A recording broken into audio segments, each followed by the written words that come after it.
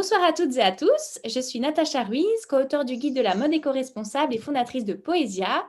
Et ce soir, je suis avec Alice Lehoux, co-auteure du guide, pour vous présenter ce nouvel épisode du talk show mode créatrice d'envie, comment devenir consommateur. Nos invités du jour sont Thomas Radal, Romain Zanna-Bellegarde et Bruno Van Zillegem. Donc, pour rappel, ce talk show a vu le jour à l'occasion de la sortie du guide de la mode éco-responsable, publié par Mango Édition. Donc, ce talk show a pour vocation de connecter les professionnels de l'industrie de la mode et du textile avec le grand public pour qu'on puisse échanger et co-créer ensemble une industrie qui soit plus vertueuse aujourd'hui et demain. Alors, notre thème du jour, un thème qui est crucial dans cette industrie du textile, c'est les conformités sociales. Et je vais laisser la parole à Alice Lehoux donc pour nous présenter ce thème qu'elle a préparé en profondeur avec nos invités. Bonsoir à tous, merci de votre présence, merci à toutes les personnes qui vont participer et qui ont répondu présent pour ce sujet en effet crucial et très important dans l'industrie textile. Nous avons écrit ce guide avec Natacha pour informer, sensibiliser les consommateurs et aussi les producteurs sur des sujets à la fois sociaux et environnementaux. Et il était important pour nous de mettre l'accent aujourd'hui sur les conformités sociales. Donc, les conformités sociales, c'est qu'est-ce qui est vérifié lorsqu'on produit un vêtement et comment une marque va vérifier les impacts qu'elle peut avoir sur les personnes, l'environnement, mais aujourd'hui, on va se centrer sur les personnes. Donc, le but de cette conférence est de vous sensibiliser sur des définitions, sur des notions telles que le sourcing. Qu'est-ce qu'un sourcing? Trouver une usine. Qu'est-ce qu'une chaîne d'approvisionnement? C'est-à-dire comment on va faire des étapes de production, qu'est-ce qu'une traçabilité, comment vérifier toute cette chaîne d'approvisionnement et quels sont les outils qu'on va pouvoir mettre en place.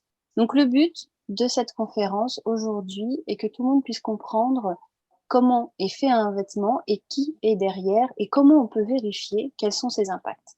Et donc grâce aux intervenants aujourd'hui qui vont à la fois vous présenter des outils qui existent déjà dans des usines pour permettre de remonter les informations des travailleurs.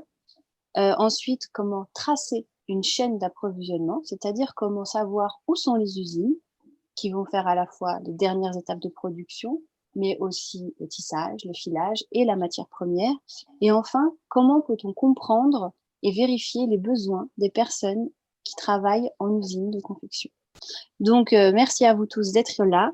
Et je tiens donc à préciser que ce thème est vraiment crucial parce que aujourd'hui, il est urgent de repenser donc, nos modes de production et de consommation. Et donc, ça passe par tous ces thèmes-là. Okay, donc, voilà. Ok, merci Alice pour cette présentation. Et je vais tout de suite vous présenter nos intervenants. Donc, on a tout d'abord Thomas Radal, qui est contributeur du guide de la mode éco-responsable, expert en chaîne d'approvisionnement textile, aussi bien ses dérives que ses solutions. Alors toi, tu as habité pendant 7 ans au Bangladesh et en Chine et tu as eu l'occasion de visiter plus de 250 usines. Et à cette occasion, donc, tu as travaillé sur des actions concrètes depuis les champs de coton jusqu'aux produits finis pour améliorer radicalement les conditions de travail, la traçabilité et la lutte contre la pollution. Et donc, toi, tu es en France depuis maintenant 2019 et tu t'engages activement pour une mode responsable, notamment via la start-up Ulula que tu représentes en Europe et dont tu vas nous parler très bientôt. Alors, juste pour expliquer rapidement ce qu'est Ulula, donc c'est une solution de Worker Voice qui permet aux ouvriers et fermiers partout dans le monde de faire remonter leur voix directement aux marques sur leurs conditions de vie et de travail. D'autre part, nous avons donc Romain Zanna-Bellegarde. Alors, toi, tu es responsable des approvisionnements pour le groupe Etam.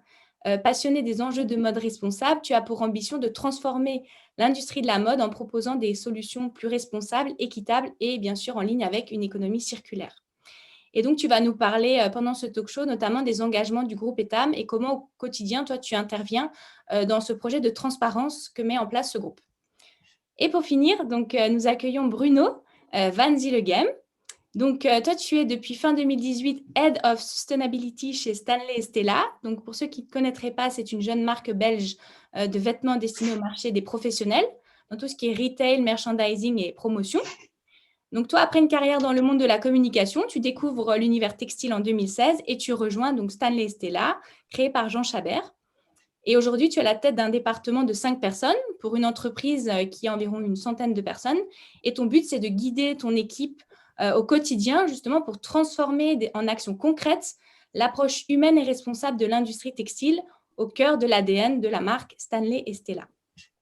Donc, pour tous ceux qui nous suivent, on vous invitera à poser vos questions tout au long du talk show.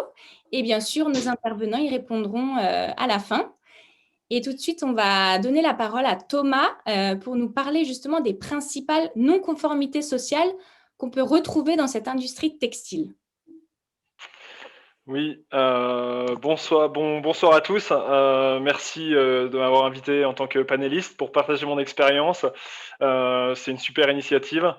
Alors, c'est une question, quelles sont les principales non-conformités qu'on va retrouver dans l'industrie textile? C'est une question très compliquée on peut déjà différencier deux aspects. Le premier, c'est le non-respect du droit, le droit du travail, les droits de l'homme. Et l'autre aspect, c'est toutes les pratiques plutôt éthiques, les pratiques d'achat. Donc voilà, c'est important de différencier ces deux. En termes de pratiques éthiques, on a entendu beaucoup parler de ce sujet pendant la période du Covid, avec notamment la question des marques qui avaient déjà placé des commandes chez leurs fournisseurs au Bangladesh ou dans le pays, et est-ce qu'elles respectaient leurs engagements ou pas. Donc, c'est des questions vraiment d'éthique de marque qui vont au-delà du droit du travail et des droits de l'homme. Mais c'est important de distinguer les deux parce que sur les droits de l'homme, il y a un cadre juridique, il y a des références, et sur les pratiques éthiques, c'est beaucoup plus large. C'est vraiment aux marques elles-mêmes d'interpréter cette notion et de l'intégrer dans leur business, si je peux dire. Et c'est le propre de la responsabilité sociétale des entreprises que d'aller au-delà de ce que nous demande la loi. Alors là, la question, quand on parle de non-conformité, c'est plutôt par rapport à la loi, donc c'est le terme que je vais aborder. Et donc, il y a énormément d'enjeux. Je pense que notre industrie textile est peut-être par définition, vu sa complexité et sa taille, soumis à énormément d'enjeux. Donc, j'essaie d'en lister quelques-uns qui sont les enjeux principaux qu'on va retrouver de manière assez transversale dans les différents pays, que ce soit en Chine, au Maroc, en Tunisie, au Bangladesh. Alors, les deux enjeux en termes de quantité, disons, les plus retrouvés, la première, c'est la santé-sécurité dans les usines, avec énormément d'enjeux qui sont liés à est-ce que les portes de sortie sont bloquées, est-ce que les personnes peuvent circuler librement dans l'usine, est-ce qu'ils ont accès à des matériels pour les protéger quand ils manipulent des produits chimiques, etc. Donc, quand on fait des évaluations des usines, en général, dans la plupart des pays, c'est le sujet où il y a le plus de non-conformité, justement, qu'on peut retrouver. Avec, voilà, c'est assez large. Est-ce qu'il y a des cartons dans les escaliers qui bloquent les sorties de secours, etc. Le deuxième gros sujet qu'on retrouve assez généralement, c'est lié au volume horaire, aux heures de travail des ouvriers. Alors, il y a un cadre international qui dit en gros que les ouvriers ne doivent pas faire plus de 48 heures par semaine d'heures de travail régulières, et en comptant les heures supplémentaires, on ne doit pas faire plus de 60 heures par semaine. Honnêtement, ça arrive très souvent que ce cadre soit dépassé, voire très largement. Ça m'est arrivé au Bangladesh de voir une usine où il y a les ouvriers travaillaient 96 heures par semaine. Et en Chine, avant ça, j'avais vu une usine qui faisait même faire plus de 100 heures par semaine à ses ouvriers. Enfin, il y a vraiment des choses assez délirantes. Et je pense que c'est lié au fait que notre industrie, elle est saisonnière. Il y a des périodes où il faut produire. On ne va pas livrer les maillots de bain en décembre. Et donc, du coup, il y a vraiment un timing à respecter. Et ça crée des périodes de pic de production dans l'usine où on a vraiment besoin de travailler pour que nos maillots de bain arrivent en magasin en mai ou en juin. Donc voilà, c'est un peu les deux gros enjeux, je pense, en termes de santé, sécurité et volume horaire qui sont assez largement retrouvés. Après, il y a d'autres enjeux qui sont peut-être plus sensibles. Le premier, c'est la rémunération des ouvriers, qui est un sujet dont on parle beaucoup. On en entend beaucoup parler avec cette question qui est il y a un salaire minimum dans les pays où on va aller acheter les marchandises. Et est-ce que ce salaire permet aux ouvriers de vivre dignement donc c'est-à-dire faire vivre leur famille aussi, pouvoir nourrir ses enfants, envoyer ses enfants à l'école, etc. Donc c'est une question assez vague, mais dans beaucoup de pays que j'ai visités, il y a beaucoup d'ouvriers qui arrivent à la fin du mois et qui peuvent pas forcément, qui doivent emprunter de l'argent, notamment au Bangladesh où j'habitais, c'était vraiment souvent le cas. Donc les gens vivent à partir du 20e jour du mois, ils doivent commencer à emprunter de l'argent qu'ils remboursent avec la paye du prochain mois. Donc c'est vraiment une question centrale dans notre industrie. Et le deuxième sujet qui est un peu aussi très sensible, c'est tout ce qui est liberté d'expression, liberté syndicale, possibilité de représenter ses collègues. C'est un sujet qui est très sensible, difficile à palper. Je recommande de regarder le film Made in Bangladesh qui aborde très bien ce sujet et qui montre que d'un point de vue légal, il peut y avoir une liberté syndicale, mais il y a énormément de pressions qui peuvent être exercées par la famille, par les amis, par le management, sur les personnes qui essayent de prendre la parole et de représenter leurs collègues. Donc voilà, c'est un peu les sujets que je voulais présenter. Après, plus spécifiquement par pays, pour reprendre juste encore 3 minutes, il y a aussi des enjeux qui sont vraiment spécifiques à chaque pays. J'ai noté 4 exemples. En Éthiopie, par exemple, il y avait l'industrie textile est assez récente en Éthiopie. Et on va essayer de faire pousser du coton dans ce pays. Et jusqu'à maintenant, le terrain a été utilisé par des fermiers pour faire du riz. Et donc, il y a des pratiques pour forcer les ouvriers à partir de ces terrains-là pour y planter à la place des champs de coton. C'est ce qu'on appelle le land grabbing, ou le déplacement forcé de population pour y installer des plantations liées au textile. Alors, c'est assez marginal, mais c'est intéressant parce que je le cite parce que ça montre aussi la complexité de savoir l'historique, qu'est-ce qui s'est passé avant que nous, on arrive en tant que marque et on n'a pas forcément toutes ces informations. Le deuxième exemple que je voulais citer, c'était au Bangladesh.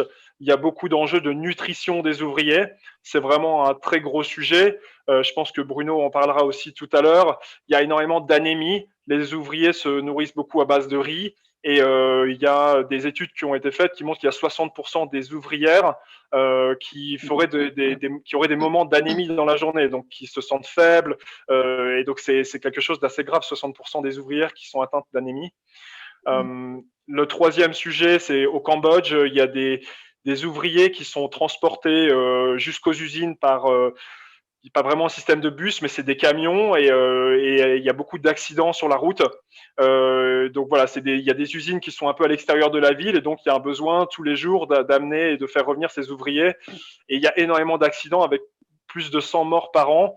Et je le mentionne aussi parce que ça soulève la question de où est-ce que ma responsabilité en tant que marque, elle s'arrête, jusqu'où est-ce que je dois aller creuser et investiguer sur ces sujets-là. Le transport des ouvriers de chez eux à l'usine, c'est quelque chose qu'on va aller peu regarder et pourtant c'est un enjeu comme un autre. Mais voilà. Et voilà, le dernier, mais je le mentionne rapidement parce qu'il y a eu beaucoup de communication sur le sujet, c'est tout ce qui est lié aux travailleurs migrants et notamment en Chine. C'est un autre gros sujet. On est beaucoup moins touché l'industrie textile que d'autres secteurs, comme le secteur de la construction ou le secteur de l'agriculture par ce sujet, mais il y a quand même une grande question de travailleurs migrants qui peuvent se retrouver dans des usines ou dans les champs de coton. Et en fait, un travailleur migrant, par définition, il est plus vulnérable que les autres parce qu'il n'a pas forcément les mêmes droits, surtout si c'est un migrant illégal. Si jamais ses droits sont bafoués, s'il n'est pas payé, il a peu de moyens d'aller se retourner, d'aller négocier. Donc voilà, c'était un peu pour donner un aperçu global. Ce qui est difficile aussi, c'est que ces risques, ils évoluent énormément, tout le temps, en permanence, et donc il faut savoir les suivre. Il y a aussi des nouveaux enjeux qui émergent. On parle de plus en plus, par exemple, du bien-être des ouvriers ou de l'ergonomie. Est-ce que leur position au travail, elle est correcte? Donc voilà, il y a toujours des enjeux qui arrivent et c'est compliqué. Mais pour terminer aussi, juste, c'est mon dernier point, une note positive, parce que quand on commence par lister toutes les non-conformités, ça fait toujours peur. Il y a beaucoup de bonnes initiatives qui existent. Je pense qu'on en abordera quelques-unes aussi aujourd'hui. Et voilà, après avoir vu quand même tous ces points-là, je suis quand même très positif sur le futur de notre industrie textile. À la fois au niveau des usines, il y a beaucoup d'initiatives qui sont prises. En Éthiopie, il y en a qui vont donner accès à de l'eau potable aux villages alentours. Il y en a qui vont ouvrir leur pharmacie interne, voire leur centre chirurgical qui est à l'intérieur de l'usine aux populations autour pour permettre aux gens d'accéder aux soins. Et il y a énormément d'initiatives des marques voilà, pour faire avancer quand même dans le bon sens. OK. Merci Thomas pour ces explications. Il y a une question qui est importante, c'est de se demander pourquoi est-ce que c'est si difficile de vérifier les conditions de travail? Est-ce que tu peux nous en parler? Et puis après, on donnera la parole aussi à Bruno et Romain sur ce sujet. Ouais, c'est une bonne question. Et la question, c'est comment on vérifie, mais comment on suit l'amélioration de ces situations, les deux sont liés et c'est tout l'enjeu. C'est pas seulement de venir et de voir aujourd'hui quelle est la situation, mais d'être capable de savoir si elle s'améliore dans le bon sens ou pas. Quand nous, on est ici en France ou en Belgique et que les usines sont parfois à l'autre bout du monde. Mmh. J'ai noté 3 points par rapport à cette question. La première, dont on entend le plus parler, c'est la complexité de notre chaîne d'approvisionnement qui est très longue avec beaucoup d'étapes. Depuis le produit en magasin jusqu'au champ de coton, il y a énormément d'étapes et surtout c'est très volatile d'une saison à une autre en fonction des matières qu'on va vouloir, en fonction des imprimés qu'on va vouloir, en fonction du prix qu'on va demander, des couleurs. Et ben notre fournisseur va aller chercher la matière chez différents fournisseurs. Donc il y a cette volatilité dans la chaîne d'approvisionnement qui fait que c'est difficile de la contrôler puisqu'elle évolue régulièrement. Le deuxième point que j'ai noté, c'est que la situation, elle est jamais blanche ou noire. On est toujours un peu au milieu dans le flou. Pour donner un exemple concret, au Cambodge, la réglementation sur les conditions de sécurité dans les usines, elle est très vague. Elle dit simplement les usines doivent être un lieu sûr pour travailler. Et du coup, ça veut dire quoi? Ça veut dire combien d'extincteurs par étage, ça veut dire combien de personnes formées à la lutte anti-incendie. Voilà, donc en fait, il y a beaucoup de place à l'interprétation et c'est ce qui fait aussi que c'est compliqué parce qu'on n'est jamais dans le c'est bon ou c'est pas bon, on est souvent au milieu. Et donc voilà, c'est en lien avec mon troisième point qui est qu'il y a vraiment une notion aussi culturelle là-dedans. Le travail d'enfant, ça va être très choquant pour nous en Europe. Au Bangladesh, mes anciens collègues, ça les choquait beaucoup moins, notamment par exemple en Inde. Est-ce qu'un enfant qui aide son père dans les champs de coton, c'est du travail d'enfant? Oui, mais bon, c'est aussi pour aider son père. Donc voilà, il y a aussi cette complexité d'interprétation de différences culturelles. OK. Merci Thomas. Et Bruno, toi, qu'est-ce que tu peux nous en dire par rapport à ton expérience? Et moi, je pense que ce qui est important, comme Thomas l'a dit, il y a une notion de transparence qui est importante. Je pense que si on veut apporter plus de clarté dans ce milieu, où effectivement il y a encore des attitudes, des comportements qui sont un peu historiques malheureusement et qui continuent à être un peu la règle, si on avait plus de transparence, c'est-à-dire que si on arrivait plus facilement à nous, marques, à transmettre l'information sur le lieu de production de nos produits, donner l'identité de nos fournisseurs, montrer des photos, laisser l'accès libre, que ce soit des journalistes, des clients. Nous, chez Stanley Stella, on a décidé d'inviter tous nos collaborateurs, mais aussi tous nos clients, enfin ceux qui font partie de l'Official Dealer Network. On va les inviter à nous accompagner au Bangladesh, où nous produisons la majorité de nos vêtements, pour qu'ils puissent se rendre compte des visous de la manière dont nos produits sont fabriqués. Parce qu'il y a une fierté, malgré tout, de travailler, nous, avec le Bangladesh, même si on connaît la mauvaise réputation du Bangladesh liée malheureusement à un accident qui aurait dû être évité et qui est lié à des négligences et qui est donc très coupable, le fameux Rana Plaza. Mais aujourd'hui, moi, je veux être l'ambassadeur du Bangladesh parce que je pense que ce pays a besoin d'une industrie textile propre. Ce pays représente aujourd'hui 4,5 millions de travailleurs et surtout de travailleuses dans l'industrie textile qui ont besoin d'un emploi qui leur permet d'accéder à une certaine forme d'indépendance financière, mais effectivement avec encore un certain nombre de limitations et de restrictions au niveau financier et des problèmes au niveau des heures de travail. Et c'est pour ça aussi que s'il y a de la transparence, eh bien les marques doivent aussi s'engager à communiquer sur le nombre d'heures qu'ils imposent à leurs travailleurs, sur les salaires qu'ils payent et comment ils peuvent, parce que le problème, on l'a évoqué sur les salaires, comment ils peuvent compenser éventuellement le gap qui existe entre les salaires qui sont déterminés par les gouvernements locaux, encouragés par les associations des fabricants, donc la fameuse BGMEA au Bangladesh, qui impose à tous ses membres, ils sont près de 6 000, à pratiquer les salaires qui sont imposés par le gouvernement, mais qui sont effectivement, comme l'a dit Thomas, encore inférieurs aujourd'hui à ce que les ONG locales décrivent comme étant le salaire décent ou le salaire living wage. Et donc, il faut essayer de combler ce gap, il faut essayer de trouver une façon d'accompagner les usines pour permettre à leurs travailleurs d'accéder à un meilleur niveau de vie. Et nous, chez San Stella, nous avons initié un projet qui s'appelle les Grocery Shops, où on ouvre des magasins qui permettent d'avoir accès à des biens sur lesquels nous offrons des réductions. Ok, tu nous en parleras plus en Absolument. détail après, oui. Et pour toi, alors Romain, est-ce que tu peux nous en dire de tout Bien ça? sûr, bien sûr. Moi déjà, je suis déjà très très aligné avec ce que viennent de dire Thomas et Bruno. Je pense que la notion de transparence, elle est clé. Et je pense que la question initiale, c'était pourquoi c'est si dur? Pourquoi c'est si complexe? Pourquoi des grandes marques qui ont des grands moyens n'ont pas des moyens, mettent pas ces moyens-là pour régler ces problématiques-là?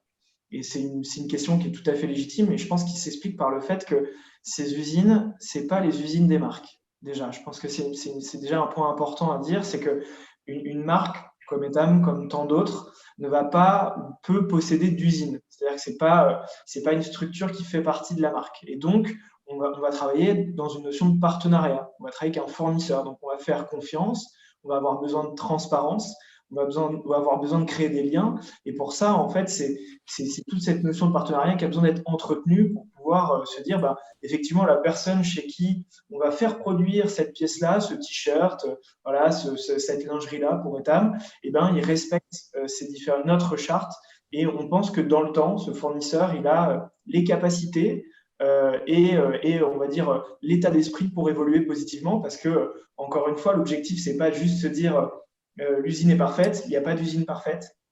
Il y a des usines qui ont forcément des points d'amélioration. Et la question, ça va être, est-ce que cette usine, elle a envie de progresser avec la marque qui va la tirer vers le haut? Parce que ça va être dans la balance, je dirais un peu commerciale, de dire, on va continuer à travailler ensemble. Par contre, en face, vous devez faire certaines typologies d'efforts sur tous les sujets qu'a nommé Thomas, que ce soit la rémunération, que ce soit la sécurité dans une usine, que ce soit la transparence et les services associés dont Bruno parlait, qui sont clés. Voilà. Et donc, pour rebondir sur tout ça, Thomas, quelles sont les solutions aujourd'hui qui sont mises en place pour vérifier justement ces conditions de travail? Est-ce que tu peux nous en parler? Oui, alors heureusement, il y en a plein. Je vais en mentionner quelques-unes. Déjà, il n'y a pas une solution miracle. C'est le premier point, c'est que la solution, c'est d'avoir un échantillon d'outils, un échantillon de solutions pour pouvoir aller contrôler et améliorer ces conditions de travail. Donc, pour les marques, les solutions, il y en a plusieurs. La première, c'est d'aller visiter ses fournisseurs. Ça paraît simple et bête, mais il y en a quelques-unes qui ne le font pas. Il y en a qui ne savent même pas où sont leurs usines. Et donc, comme le disaient Bruno et Romain tout à l'heure, la transparence et la traçabilité, c'est hyper important et c'est le premier point. Et aller visiter ses fournisseurs, aller voir de nous-mêmes avec notre point de vue comment se passent les conditions de vie et de travail des gens, c'est super important, à la fois ne serait-ce que pour le signal qu'on envoie à notre fournisseur de dire je viens jusque dans cette usine, c'est important pour moi. Et puis ensuite, parce qu'il y aura toujours un décalage, justement, comme on le disait tout à l'heure, peut-être entre ce que le fournisseur pense qui est bien et ce que nous, on aimerait que la réalité soit, parce que c'est aussi ce que nos consommateurs attendent. On a besoin de venir, on a besoin de l'expliquer. Quand j'allais visiter des usines en Éthiopie, j'essayais d'aller visiter les villages, les maisons où les ouvriers habitaient pour me rendre compte par moi-même de comment les gens vivent. Est-ce que c'était la manière, ce dont je m'imaginais, d'essayer de comprendre comment eux y vivaient, etc. Donc, aller visiter par soi-même, ça reste pour moi la meilleure manière de contrôler et de comprendre ces conditions de travail. Le deuxième point, c'est en termes d'outils pour une marque, elle peut faire des audits. Et donc, c'est envoyer quelqu'un qui a un cabinet externe auditer son usine au nom de sa marque. Donc, on va envoyer une personne, on va dire, bah voilà, j'ai une usine en Turquie, j'aimerais qu'il y ait un auditeur qui aille voir et qui aille contrôler si les conditions de travail sont conformes à mon code de conduite, comme le mentionnait Romain tout à l'heure. Et donc, c'est un travail sur 1, 2 ou 3 jours d'aller sur place et d'aller regarder les procédures qui sont mises en place, d'aller visiter l'usine, d'aller demander aux gens de faire des exercices de manipulation du matériel anti-incendie. Donc voilà, c'est vraiment d'aller faire ça et puis d'interroger aussi un échantillon d'ouvriers, en général autour de 1 à 2%, pour avoir aussi leur retour. Donc c'est un peu le deuxième outil qui est intéressant, mais la place de l'ouvrier dans cette évaluation, elle est assez faible parce que justement, on va n'interroger que 1 à 2%. Après, il y a d'autres outils comme Ulula que tu mentionnais tout à l'heure, Natacha, où l'idée c'est plus d'aller faire des enquêtes directement auprès des ouvriers pour avoir leur propre expérience de leurs conditions de travail et d'être capable d'interroger plus de monde pour savoir sur tel ou tel sujet quel est le point de vue des ouvriers. Le deuxième gros aspect, c'est, je pense que l'objectif en termes de solution, c'est aussi de réussir à rendre ces fournisseurs plus autonomes sur ces sujets. On est des marques, certes, où il y a des marques ici, mais on n'a pas non plus toute la connaissance de comment on gère une usine. C'est un métier en soi de gérer 3000 ouvriers dans une usine, etc. Et donc l'objectif, ça serait de réussir à faire en sorte que les fournisseurs soient eux-mêmes en mesure de gérer ces conditions de travail de la manière dont nous, on aimerait que ça soit. Et donc, ça veut dire faire beaucoup de formations, beaucoup de discussions, nous-mêmes apprendre sur la manière dont ça se passe, beaucoup d'éducation. Par exemple, le harcèlement au travail, c'est pas quelque chose qui se résout comme ça. Il y a vraiment besoin d'accompagner. C'est parfois des changements de mentalité. Et le troisième point, ça serait de réussir à mettre en place un système de plainte pour que les ouvriers puissent faire remonter leurs alertes, les violations de leurs droits du travail ou leurs droits de l'homme, et que ou même leurs représentants syndicaux puissent faire remonter ces alertes si jamais elle ne peut pas être résolue localement, pour pas que ce soit une situation qui soit isolée et donner une opportunité à ces personnes de faire remonter leurs plaintes et qu'en tant que marque on puisse y accéder. Je pense que c'est une solution qui est intéressante. Ok. Et tu peux justement nous présenter plus précisément l'outil Ulula, qui est justement un système de plainte, comme tu disais, qui fait remonter l'information. Et qu'est-ce qui la différencie finalement d'un audit traditionnel? Oui, alors le Ulula, il y a deux outils. Le premier, c'est un système d'enquête, comme je disais, où on va aller interroger des ouvriers par téléphone. On va leur envoyer un certain nombre de questions, entre 15 et 20 questions, sur un certain nombre de sujets. Donc, ça va être les questions droits de l'homme dont on parlait tout à l'heure, combien vous êtes payé, combien d'heures de travail vous avez fait, etc. Mais aussi, ce qui est intéressant, c'est de sortir de ce cadre du droit et d'aller demander est-ce que vous êtes satisfait au travail, comment est-ce que vous vous sentez, est-ce que vous vous sentez fatigué.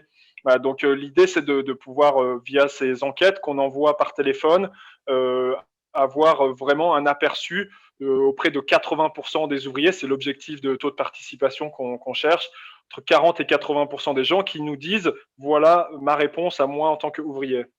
Le deuxième outil, c'est donc l'outil de gestion des plaintes que tu mentionnais, où là on met à disposition des ouvriers et des communautés un numéro de téléphone qui peuvent utiliser pour faire remonter leurs plaintes. Et donc, nous, on reçoit ces plaintes de manière automatique, dans le sens où les gens, ils nous laissent un message exactement comme qu'on appelle quelqu'un qui n'a pas répondu au téléphone, on tombe sur un répondeur. Donc, je schématise, mais c'est un peu comme ça. Et donc, nous, on reçoit ce message vocal de l'ouvrier et on permet aux marques ou aux ONG de venir et de collaborer sur comment apporter une réponse à ces personnes. Pour faire assez simple. Et en fait, c'est différent de l'audit parce que la principale différence, c'est qu'on va essayer d'adopter beaucoup plus le point de vue local. On n'est plus en train de définir un standard en Europe de comment est-ce qu'on aimerait que la réalité soit, mais on est en train de changer d'approche et de voir si les ouvriers sont satisfaits eux-mêmes de leurs conditions de travail. Si de faire 60 ou 70 heures par semaine, ils trouvent que c'est trop ou pas assez, quand nous, on aurait probablement un point de vue différent, par exemple, sur ces questions. Donc voilà, on adopte ce point de vue local. Et puis, le dernier point, c'est que ça permet un suivi un peu plus en temps réel par rapport à un audit où on va aller en général une fois par an ou une fois tous les 2 ans sur site. Et donc, entre les deux, on n'a pas beaucoup de visibilité sur ce qui se passe. L'intérêt d'envoyer des enquêtes régulières ou de mettre en place un mécanisme de plainte, c'est de savoir un peu plus en temps réel comment ça se passe et donc de maintenir une forme de pression sur le management de l'usine parce que maintenant, il sait que les ouvriers ont la capacité de faire remonter ces plaintes. Ok. Merci Thomas pour ce partage d'expérience. Et Alice, je te propose, si tu veux, nous partager toi ton expérience terrain, parce que tu as aussi été dans un pays comme le Vietnam et tu as vu aussi pas mal de choses. Est-ce que tu peux nous dire comment ça se passait justement? Oui, oui, je veux bien. Donc moi, au début, j'étais responsable de production. Donc je devais aller chercher les usines. Et c'est là où en fait on se met dans la peau d'un travailleur, où on voit la personne qui est derrière la machine à coudre et que bah elle a un écran et elle doit faire sa production. Et au fur et à mesure, on vérifie et on voit si ça rentre dans les grilles qui sont demandées par les marques pour vérifier les droits du travail. Donc comme le disait Thomas, on vérifie les conformités qui sont demandées sur des audits. Donc un audit aujourd'hui, c'est bien, mais c'est pas assez. Parce que si on se met dans la peau de ce travailleur, c'est pas facile d'être derrière la machine ou de faire la même opération toute la journée. Et c'est là où on se rend compte qu'il y a des non-conformités, c'est-à-dire des choses qui sont pas normales, qui arrivent. Par exemple, au Vietnam, ce qu'on peut voir, c'est qu'il y a des taux de cystite, c'est-à-dire des infections urinaires absolument énormes, parce qu'en fait, les femmes et les hommes n'ont pas le temps d'aller aux toilettes, parce qu'ils ont des quotas à respecter avec des écrans, et donc ils doivent produire toute la journée s'ils veulent finir en temps et en heure. Donc ça, c'est des choses qu'on peut pas forcément voir en audit, et où les personnes vont pas forcément parler si elles ont la chance d'être interrogées justement lors de cet audit. Donc des outils comme Mouloula, c'est-à-dire des systèmes de plainte, ça permet de remonter ce genre d'informations où ça touche vraiment la santé et parfois la sécurité. Et donc, c'est là que l'investissement de la marque est très important. C'est-à-dire, on va auditer, mais il y a d'autres outils aujourd'hui. Et moi, quand on me demandait d'aller vérifier des conditions de travail dans des pays comme l'Inde, le Vietnam, le Bangladesh, j'avais des fois l'impression de passer à côté, justement, des ouvriers sans pouvoir vraiment comprendre leurs besoins et s'il y avait vraiment des alertes. Et c'est là qu'on se dit, j'aimerais être une petite souris pour vraiment savoir comment ils se sentent et qu'est-ce qui ne va pas et comment on peut les accompagner. Et donc, aujourd'hui, il faut aller au-delà de l'audit et donc des outils de système de plainte sont très importants. Il faut noter que des systèmes de plainte, c'est pas facile à mettre en place dans des usines. Pourquoi? Parce que un ouvrier ne fait pas forcément confiance à son management. C'est-à-dire qu'il n'ose pas se plaindre. Il va avoir une boîte où on lui dira si tu as un problème ou si tu as une question, tu le mets dedans, ou la porte du directeur, porte ouverte, est toujours ouverte. Et non, pour lui, c'est difficile. Et suivant les mentalités aussi des pays, ils ne vont pas oser se plaindre. Donc, il faut d'autres systèmes pour qu'on puisse comprendre les besoins et les non-conformités dans ces usines. Donc voilà pour un peu mon expérience et se dire aujourd'hui un audit c'est la base, ça devrait être partout, mais maintenant il y a d'autres outils et il faut aller vraiment au-delà. Et l'investissement, c'est ce que disaient du coup les intervenants, l'investissement et l'implication de la marque dans ces usines, c'est de se rendre sur place, pas forcément que l'acheteur, mais quelqu'un qui va comprendre un peu les rouages et essayer de décrypter ce qui se passe dans l'usine pour voir aussi les valeurs et est-ce qu'il y a vraiment de la bienveillance et quelque chose qui peut fonctionner pour les ouvriers dans ces usines. Voilà pour moi. Merci Alice. Et on va continuer avec les solutions donc pour améliorer ces non-conformités. Et je vais donner la parole à Romain. Alors toi, tu es responsable du sourcing RSE. Est-ce que tu peux nous expliquer plus précisément ce que c'est et ce que c'est une chaîne d'approvisionnement? Oui, avec plaisir. Déjà, sourcing RSE, c'est un mot un peu barbare. Je vais essayer de le simplifier du mieux que je peux. Sourcing, ça vient du mot source en anglais. Donc, en fait, c'est plutôt des gens qui vont chercher des sources de produits, de matières. Et RSE, c'est plus responsable en général. Et donc, là-dedans, on met plein de choses. On met des matières qui peuvent être biologiques, qui peuvent être recyclées, des manières de produire. On va utiliser, par exemple, des teintures végétales. Ça, typiquement, ça fait partie des choses qu'on recherche au quotidien pour construire une collection qui soit la moins impactante possible pour l'environnement. Et donc ça, c'est un peu le métier de responsable sourcing RSE. Et ensuite, ta question sur qu'est-ce qu'une chaîne d'approvisionnement, donc c'est une très bonne question. Alors déjà, une chaîne d'approvisionnement, la chaîne, elle est composée de maillons. Chaque maillon, c'est un intermédiaire. Donc, moi, je suis le maillon 0, c'est-à-dire la personne qui va commercialiser le produit. Et le maillon 1, ça va être la personne le fournisseur qui va confectionner le produit, qui va assembler le produit. Et puis après, quand on veut redescendre la chaîne d'approvisionnement, on redescend les maillons et en fait, chaque intermédiaire va faire le fil, et puis après jusqu'au champ de coton si c'est un fil de coton, ou l'usine qui fait le fil de polyester recyclé par exemple, et puis ensuite l'usine de recyclage qui va recycler les bouteilles en PET qui sont utilisées pour faire du fil recyclé. Voilà, donc c'est un peu ça une chaîne. Ouais. Et ben, on peut montrer justement le visuel que tu m'as donné. Ouais. Peut-être tu peux nous expliquer. Ouais, je peux Il y a essayer de le une image. commenter. Voilà, alors c'est vrai qu'un des grands sujets évoqués sur la mode responsable, c'est la distance que parcourent les produits de la matière première à leur livraison dans les pays où ils sont commercialisés. Et je pense que ce schéma-là, il est très intéressant parce qu'en fait, il peut montrer potentiellement des fois une matière qui va, si on prend le coton, une matière qui va venir d'Inde, qui va être transformée, filée, pourquoi pas dans le sud de l'Inde, puis elle va bouger au Bangladesh, puis peut-être elle va être teinte en Turquie pour être ensuite commercialisée en France.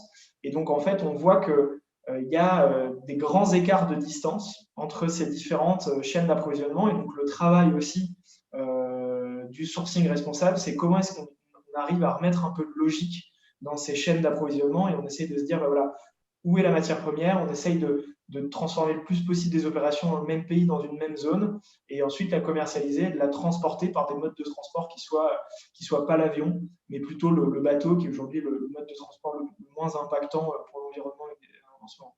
Voilà. Et il y a un terme technique qui est souvent utilisé dans l'industrie textile pour la production, c'est les rangs. Ouais. Est-ce que tu peux expliquer ça justement à des personnes qui ne sont peut-être pas habituées à ce terme? C'est plus un jargon technique. Est-ce que tu peux nous expliquer un rang, on va parler de rang, on va parler aussi de tiers en anglais, tier 1, tier 2, rang 1, rang 2. C'est les maillons de notre chaîne. C'est-à-dire que donc le rang 0, comme je le disais tout à l'heure, le rang 0, c'est la marque. Et puis plus on va descendre, plus on va donner un numéro. Donc le 1, c'est la confection. Le 2, c'est la matière, l'unité qui va faire ces grands rouleaux de matière. Le rang 3, ça va être le filateur qui va faire de la fibre au fil. Et puis le rang 4, ça va être le producteur de cette matière première. Et donc, en fait, c'est une manière en fait, de classifier et de distinguer en fait, certains fournisseurs en fonction de leurs activités. Ok, merci. Alors, pourquoi est-ce que c'est si difficile de faire la traçabilité d'une chaîne d'approvisionnement, comme pour les conditions de travail? Pourquoi c'est si difficile? Je pense qu'on l'a un peu évoqué. Le nerf, entre guillemets, de la guerre, c'est que chacun des intermédiaires et ces rangs-là sont des personnes indépendantes et des entreprises indépendantes. Donc, ça veut dire que je vais essayer de prendre un exemple un peu concret, pour un soutien-gorge, qui est une pièce très complexe sur une chaîne de confection, il y a plus de 36 composants différents et potentiellement matières différentes. Donc, c'est-à-dire que l'unité de confection, c'est mon rang 1, donc il y a une personne qui va m'assembler tout ça, mais potentiellement, derrière cette personne, elle va s'approvisionner auprès de 36 fournisseurs différents qui eux-mêmes vont potentiellement s'approvisionner vers peut-être 10 fournisseurs chacun différents. Et donc, en fait, ça multiplie le nombre d'intermédiaires. Et donc, en fait, on parlait très justement des problématiques de transparence. Ils sont d'autant plus vrais que, en fait, plus on descend dans la supply chain, plus on a du mal en fait, à savoir d'où viennent nos produits. Et ce qui explique aussi les dérives qu'expliquait Thomas plus tôt, c'est effectivement, il y a très peu de marques aujourd'hui qui sont capables de dire « je connais exactement d'où vient mon coton, d'où vient mon polyester, d'où vient mon lin ». Voilà, c'est très compliqué pour les marques aujourd'hui, selon le niveau et le degré de complexité, je dirais, des produits. Et c'est lié justement à ça, à ce nombre de fournisseurs qui sont des intermédiaires qui n'ont rien à voir, en fait, qui sont simplement des commerçants dans cette supply chain-là. Voilà. Merci. Et Bruno, qu'est-ce que tu ajouterais de ton côté à ce sujet? Mais non, je pense que j'ajouterais exactement la même chose que ce Romain vient de dire. C'est vraiment la complexité. On est confronté exactement au même problème, même si nous faisons 98%, pour 98% de notre production est faite en coton biologique. On ne travaille que le coton bio.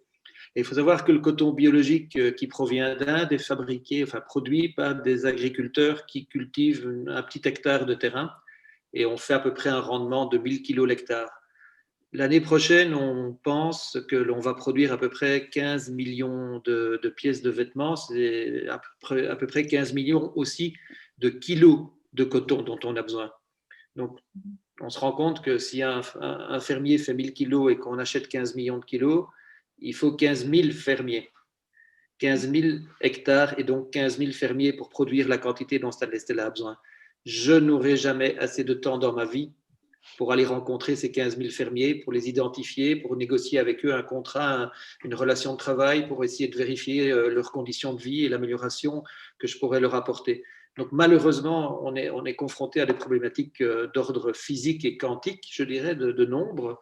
Et cette complexité-là, elle peut en plus être encore ajoutée, comme le disait Romain, par le fait que nos usines qui fabriquent nos t-shirts ont jusqu'à aujourd'hui le choix de choisir le filateur avec lequel ils travaillent. On a la chance déjà d'avoir des usines très intégrées qui font le knitting, le dyeing et la CMT au même endroit. Donc, ils font le tissage, ils font la teinture et ils font la confection sous le même toit, ce qui nous permet d'avoir un meilleur contrôle. Et aussi, nous limitons le nombre d'usines avec lesquelles nous travaillons pour justement encore en plus avoir ce contrôle plus précis. Et nous avons une équipe de 20 personnes sur place qui est présente physiquement dans chacune de nos usines quand il y a de la production.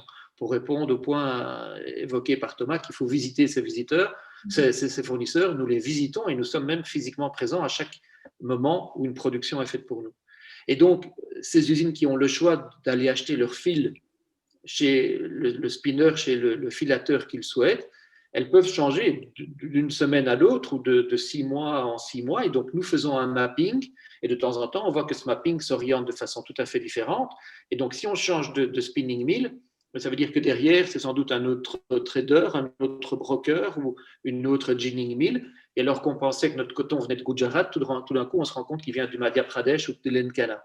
Donc, ce que nous avons décidé de faire maintenant chez Stanley Stella, c'est progressivement, parce qu'on ne va pas pouvoir couvrir, comme je vous l'ai dit, les 15 000 fermiers dont on a besoin, mais on va progressivement commencer à contracter des accords et des engagements à moyen terme avec des coopératives de fermiers, en disant le coton que tu vas produire, on s'engage à l'acheter au prix qui est fixé par le marché, puisqu'on sait que le coton est un bien qui est plus ou moins coté, on va dire. Il y a un marché du coton qui fixe le prix auquel il doit être négocié. Donc, on va négocier avec ces gens pour leur dire le coton que tu vas produire, on s'engage à te l'acheter. Et en plus, nous allons aussi pouvoir venir t'apporter un supplément de bien-être en t'offrant un certain nombre de choses qui sont nécessaires à l'amélioration de tes conditions de vie. Mais donc voilà, et on pourra le faire que peut-être 5%, 10% dans un premier temps de notre fourniture de coton, et on va essayer d'augmenter ce volume. Et donc c'est de nouveau une question de transparence, de traçabilité, de travailler en amont, de nominer éventuellement des bons partenaires et des mauvais partenaires, parce que comme partout, il y a des bons et il y a des mauvais dans toute la supply chain, et il faut les identifier. Et les certifications ne suffisent pas toujours pour avoir un avis définitif sur un intermédiaire. D'ailleurs, avec Romain, on va tout de suite voir ce que c'est un mapping et une usine nominée. Mais avant, je vais quand même laisser Thomas compléter. Si tu souhaites compléter avec ton expérience. Honnêtement, je trouve que c'était très complet. L'exemple de Bruno était très clair avec des chiffres. Donc, ouais, j'ai rien de forcément particulier à rajouter là-dessus. D'accord, merci. Oui, alors j'en reviens à Romain.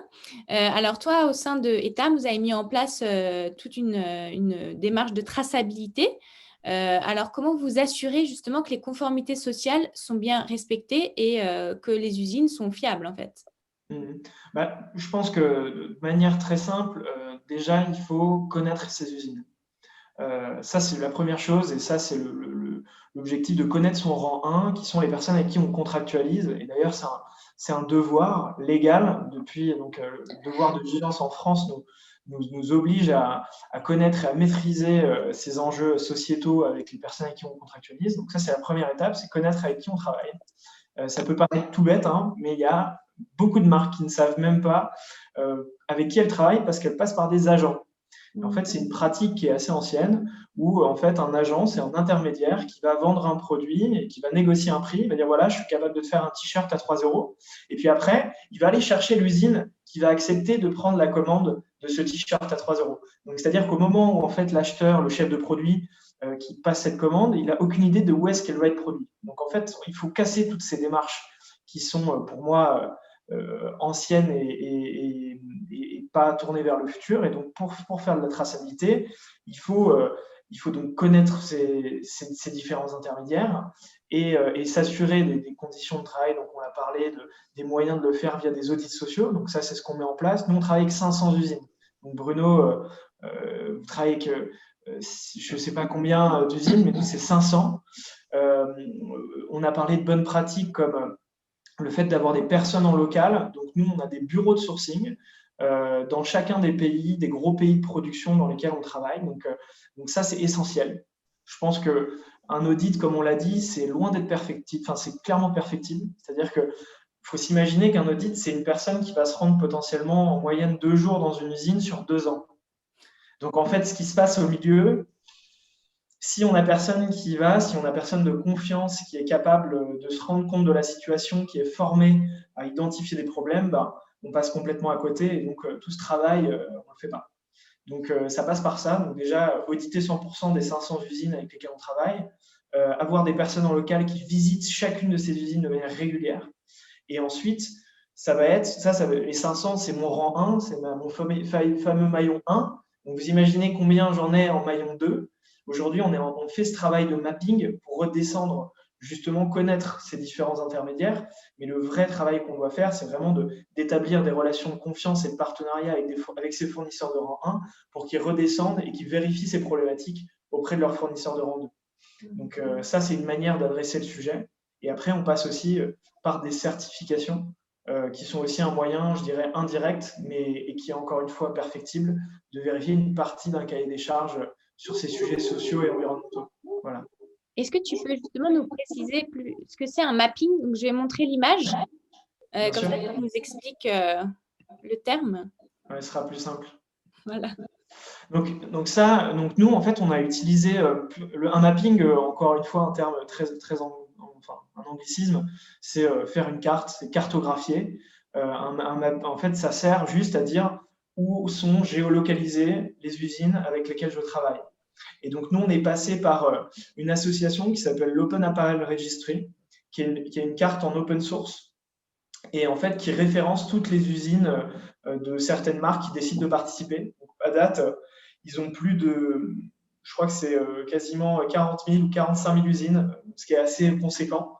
Et donc, en fait, on a rentré, uploadé, on a chargé ces usines, notre base d'usines dans leur carte, et ils ont un mécanisme en fait un peu qui fonctionne un peu comme Google Maps, c'est-à-dire on va chercher une adresse et on va avoir une latitude, une longitude. Ben là, c'est exactement pareil. Ils vont vérifier les coordonnées GPS de ces usines et les partager publiquement. Donc demain, vous pouvez aller, même aujourd'hui, là tout de suite, vous pouvez aller sur l'Open Apparel Registry et chercher des marques et connaître le nom de l'usine, l'adresse et potentiellement y aller si c'est une usine, par exemple, on a certaines usines en France ou en Espagne, au Portugal, et ben vous pouvez aller potentiellement devant la porte et la visiter. Et c'est un peu l'objectif. Et le rôle demain, c'est d'être capable de faire cette cartographie de 100% de notre supply chain. Voilà. Okay. Donc là, c'est vraiment tous les pays dans lesquels vous êtes. Exactement. Tous les petits points, du point les plus foncés, on voit qu'on a quand même concrètement beaucoup plus de présence en Asie. La Chine, le Bangladesh, ça reste 2 gros pays avec lesquels on travaille beaucoup. Il y a de plus en plus l'Asie du Sud-Est et comme vous pouvez le voir, quand même, beaucoup de production européenne, je dirais bassin méditerranéen aussi, parce qu'on a beaucoup de production en Turquie et au Maghreb. Et c'est un point aussi clé qu'on souhaite renforcer. C'est un point d'ailleurs que je voulais mentionner un petit peu par avant. Pourquoi on parlait de transparence et de tous ces sujets-là. On a lancé une consultation citoyenne dans le cadre de la Paris Good Fashion avec différentes marques, Petit Bateau, les Galeries Lafayette. Il y a plus de 100 000 personnes qui ont répondu. Et donc c'est énorme. C'est des taux de participation qui sont vraiment impressionnants. Et parce que le sujet de la mode responsable, je pense, anime énormément de personnes. Il y a peu de gens aujourd'hui qui en parlent, ou en tout cas qui font des choses concrètes. Et donc, j'avais envie de citer les 3 thèmes qui reviennent avec insistance. Le numéro 1, c'est la seconde main et le recyclage des vêtements. Le numéro 2, c'est le local et le savoir-faire. Et le numéro 3, c'est la transparence. Donc, pour moi, c'est ces 3 thématiques que chacune des marques qui a envie de construire une stratégie environnementale doit mettre ces 3 points-là au cœur de sa stratégie si elle veut avancer. Et donc, le sujet transparence, pour moi, est très lié à la traçabilité. C'est un point d'ancrage. Voilà. Et c'est justement un projet d'État. Tu m'avais aussi partagé ce projet-là, donc le transparence. Oui, tout à fait. Alors ça c'est... Oui, bien sûr, avec plaisir. C'est un projet que j'ai eu la chance de lancer avec l'appui de notre CEO, qui est un très gros sponsor de ces sujets de transparence. On a fait le pari de se dire, pour faire de la transparence, il faut le faire de manière honnête. C'est-à-dire pas mettre de marketing. Chez Etam, on sait faire très bien du marketing, on sait faire rêver, on sait mettre des paillettes, on sait faire des beaux défilés. Mais là, ce n'était pas vraiment l'endroit pour en faire. En tout cas, on s'est dit que ce n'était pas un sujet pour faire du marketing, la transparence. Le but, c'était d'être honnête et de montrer des images crues de ces usines. Et donc, on a filmé, alors avec l'aide de nos usines et avec l'aide de nos bureaux de sourcing qui se rendaient dans ces usines pour filmer les usines, on a fait des vidéos de 30 secondes pour présenter les usines et les différentes étapes de production d'un produit que chez nos fournisseurs de confection, ceux qui assemblent. Donc, on voit l'arrivée de la matière, on voit comment elle est découpée, assemblée, on voit ce qu'on appelle le factory floor, donc les différentes lignes de production, on se rend compte de la taille de l'usine, et surtout, au début de la vidéo, on voit le nom de l'usine, depuis quand on est partenaire avec eux, combien il y a d'employés, est-ce qu'elle est auditée, qu'est-ce qu'elle a comme spécialité, est-ce qu'elle fait de la corsetterie, est-ce qu'elle fait du bain. Et donc, et ça représente, c'est pas 2 vidéos, ça représente 80% de nos collections. C'est-à-dire qu'aujourd'hui, sur le site internet d'Etam, je vous invite à y aller, à regarder un petit peu, ne serait-ce que par curiosité. Juste en dessous du bouton commander, il y a une petite ligne sur la transparence. Vous cliquez, vous tombez sur cette vidéo. Et sinon, on l'avait pensé de manière un peu plus impactante quand on l'a fait, c'était de pouvoir le faire en magasin via un flash. Et donc, en fait, on a des QR codes sur les étiquettes. Et maintenant, avec n'importe quel appareil photo, donc on va sur l'application appareil photo, on passe l'appareil photo sur le QR code, on a un lien qui apparaît. Et donc, avant, ça redirigeait vers la page e-commerce du produit en ligne. Et bien maintenant, vous tombez sur cette vidéo transparence avant de voir le produit. Et donc ça, c'est un premier pas. On invite, on fait partie du Fashion Pact parmi plein d'autres membres. Et donc, on est en train de pousser maintenant d'autres marques à rejoindre le mouvement et à montrer leurs usines. Parce que je pense qu'à partir du moment où on est capable de montrer son usine, c'est qu'on a, en tout cas en partie, vérifié certaines informations, on les a visitées, on a établi un certain partenariat, parce que les usines ont aussi accepté de jouer le jeu.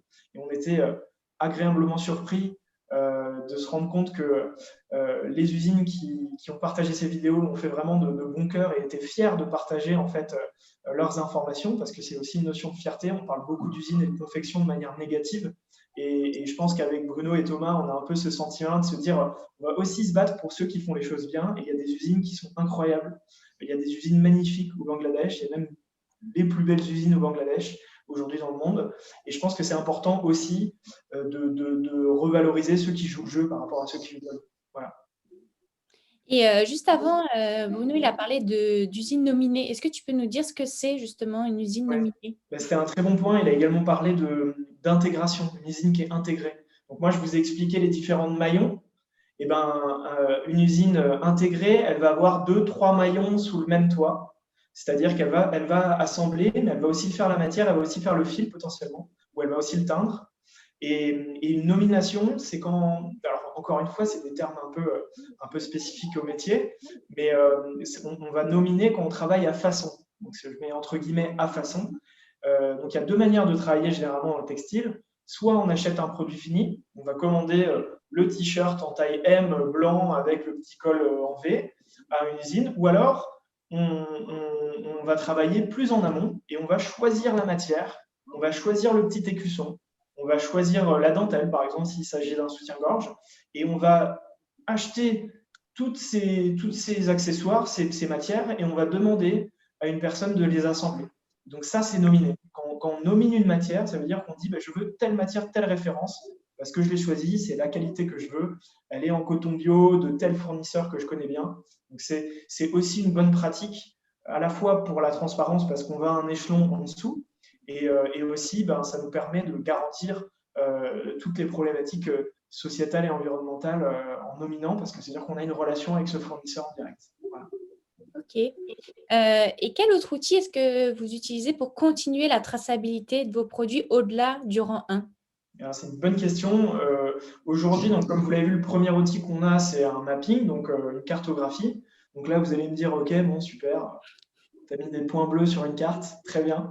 Et l'objectif, c'est d'aller bien sûr au-delà et de se dire comment est-ce que demain, on peut avoir une cartographie complète de cette supply chain.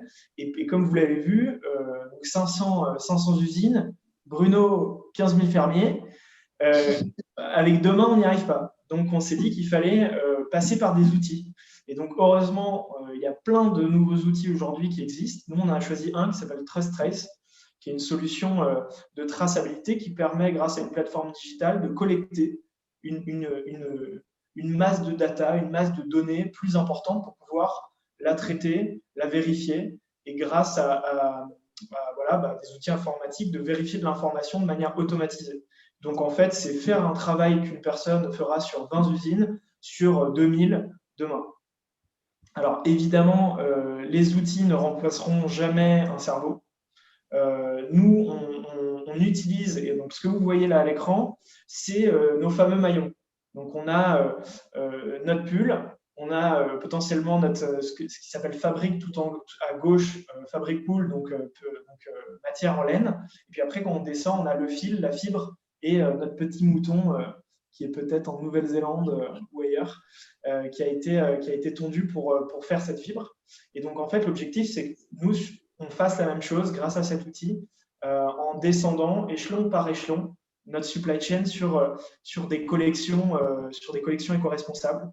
Aujourd'hui, pour vous donner un ordre d'idée, Etam, c'est 25% de ses collections qui sont éco-responsables. Donc, matière biologique à minima à 50%, matière recyclée à minima à 50%, ces typologies de matières. Et comme on a pour ambition d'arriver à 80% dans 3 ans, il faut qu'on accélère. Et pour accélérer, on passe par ces outils-là. Voilà. Ok.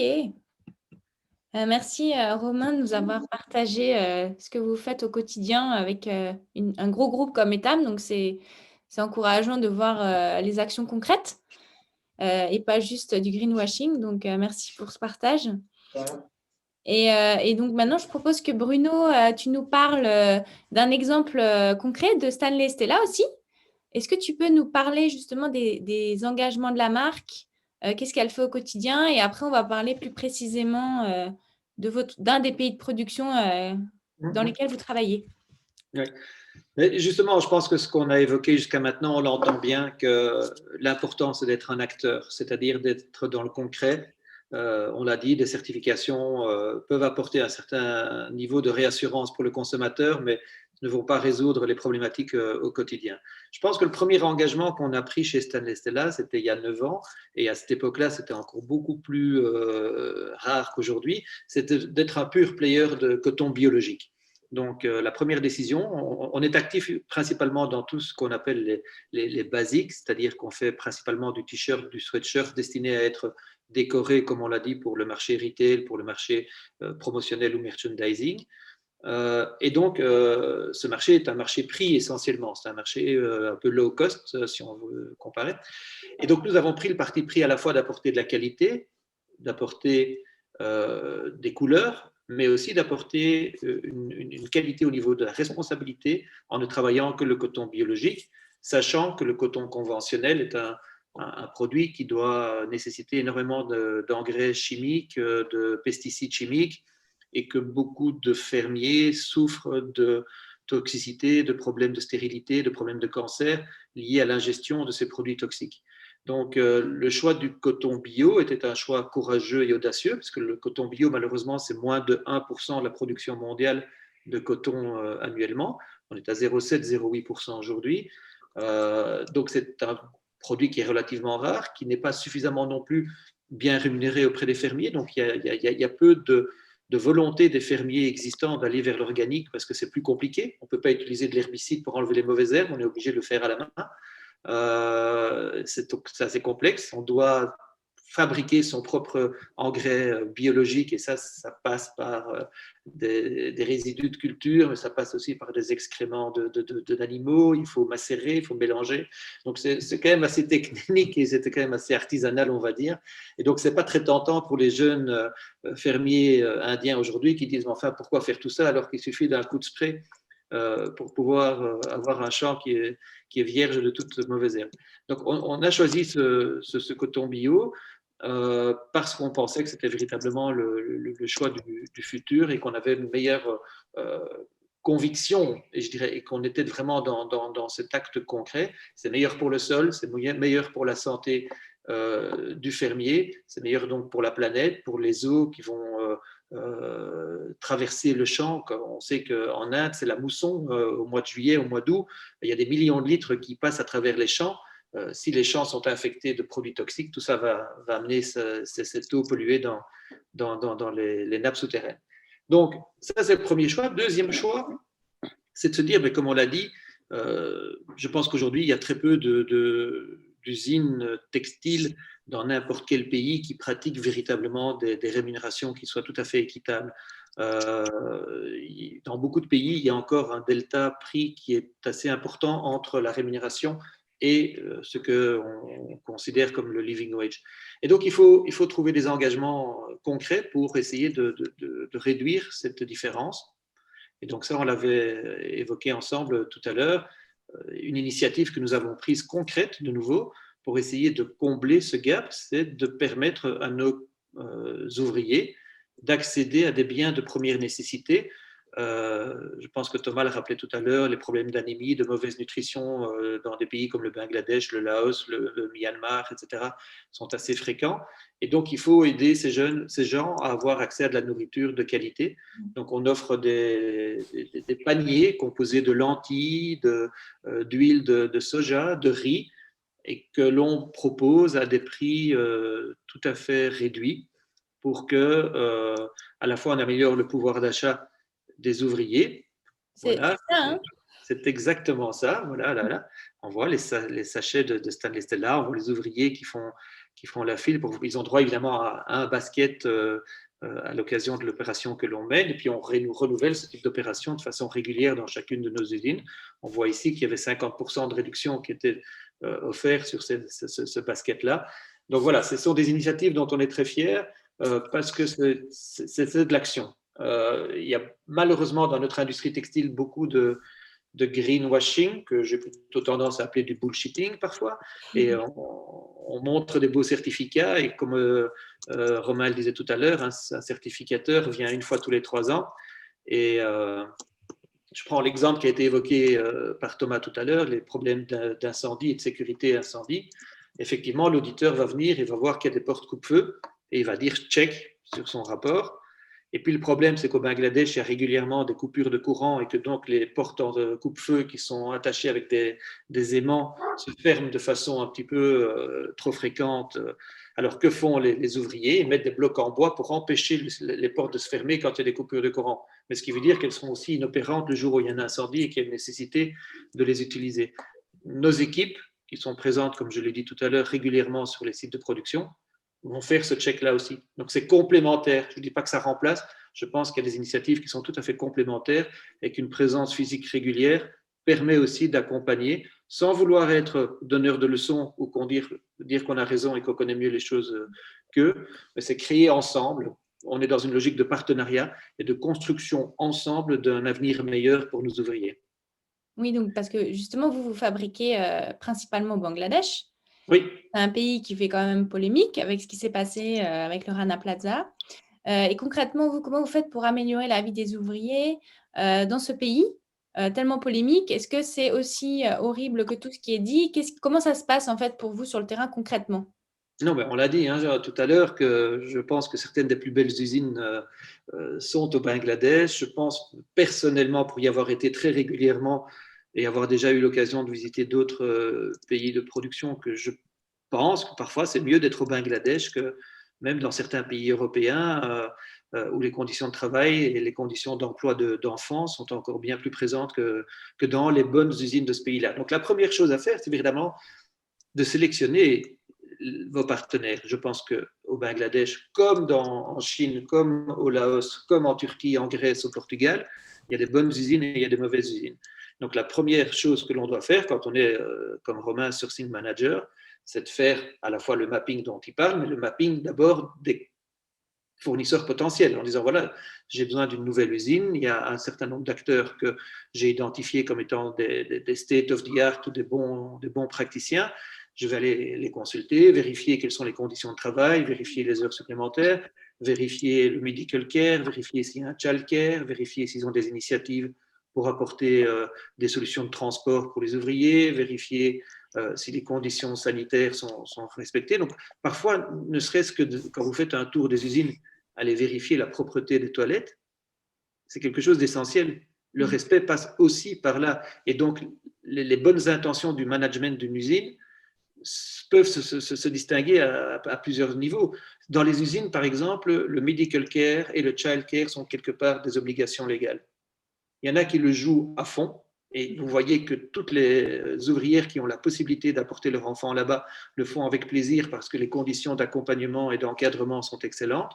Et d'autres usines ont mis juste un petit panneau sur une porte d'un truc insalubre en disant ça c'est mon child care, mais personne ne veut emmener d'enfants, donc pourquoi est-ce que je devrais investir davantage? Donc il faut vraiment faire attention à la bonne foi, à la philosophie des patrons des usines et vérifier qu'ils ont véritablement des solutions d'avenir. On a une usine par exemple, et même plusieurs, 2 ou 3, qui engagent du personnel handicapé. Et quand je les félicite pour ça, ils me disent, mais finalement, tu sais, c'est vraiment un deal win-win. Parce que ces ouvriers sont beaucoup plus à l'aise quand ils doivent faire des tâches répétitives qui ennuieraient quelqu'un de plus qualifié ou de plus capable. Et donc ici, il me dit, moi, j'ai des aides gouvernementales pour engager des ouvriers handicapés et ils sont heureux de faire des tâches répétitives dont j'ai besoin dans ma chaîne de production. Et je leur donne un travail, je leur donne une fierté, je leur donne une réalisation et un épanouissement. Et en même temps, eux me le rendent bien parce qu'ils font très, très bien le travail qu'ils font. Parce qu'un ouvrier aime bien aussi avoir un résultat qualitatif. Donc voilà, il faut mesurer l'ampleur des initiatives qui sont prises par vos partenaires potentiels. Et je pense qu'on trouve effectivement de très, très bons acteurs au Bangladesh et qu'il faut véritablement ne pas noircir le tableau parce que je pense que c'est très important que cette industrie textile continue à se développer au Bangladesh, mais développe progressivement de meilleures pratiques et en tout cas les généralise dans l'ensemble de ces outils de production. Si je peux rebondir sur ce que vient de dire Bruno, qui est tout à fait vrai, et je pense que c'est en tout cas des situations de terrain qu'on est en train d'expliquer là. Moi, pour partager un premier ressenti, en tout cas pas ressenti, mais un premier constat aujourd'hui des risques pour le parc fournisseur du groupe Etam, mes risques ne sont plus en Asie. C'est-à-dire que par le passé, et justement, il y a eu un grand niveau d'attention mis sur les pays asiatiques pour toutes les raisons qu'on vient de citer, qui sont encore tout à fait justes, et il y a encore un travail énorme à faire. On est loin de dire que c'est tout beau, c'est tout rose, et il faut foncer au Bangladesh les yeux fermés, c'est pas du tout ça qu'on est en train de dire. Mais par contre, moi, ce dont je me rends compte, c'est que les fournisseurs européens sur qui on a mis peut-être moins de pression médiatique de la part des marques sont des fois en retard sur ces sujets, en retard sur la transparence. C'est là où j'ai de plus en plus de mal d'avoir des vrais échanges transparents avec certains fournisseurs, parce qu'il y a plus de défiance. D'avoir des stratégies qui disent viens voir mon usine, je te montre comment je travaille, beaucoup plus de défiance. Également des situations où on a de la sous-traitance, c'est-à-dire qu'on va travailler avec une usine et puis en fait il y a une partie de la production qui va être délocalisée chez le voisin ou chez le frère ou chez l'oncle qui a une autre unité juste à côté. Et en fait ces situations-là, et on l'a vu, les exemples de Boo en Angleterre, on a aussi des ateliers qui font du Made in France à Aubervilliers. On a aussi du Made in Italy à Prato qui, en termes de conditions de travail, est simplement horrible. Donc, en fait, la vigilance, elle doit être partout, à tous les moments. Et on ne peut pas se dire que c'est parce qu'on produit en Europe qu'on a moins de risques. C'est faux. En tout cas, moi, de mon expérience, dans mon scope, c'est pas vrai. Voilà. Si je peux rebondir là-dessus, juste au niveau de est-ce que c'est mieux de fabriquer en Chine ou c'est mieux de fabriquer en Europe? En effet, il y a des bonnes et des mauvaises usines partout. Chaque pays a son niveau de risque. En Turquie, on aura plus de migrants, donc peut-être plus d'enfants. En Chine, ce sera plus sur les heures de travail. Donc, c'est là où l'implication de la marque et donc sa connaissance de son parc fournisseur est vitale.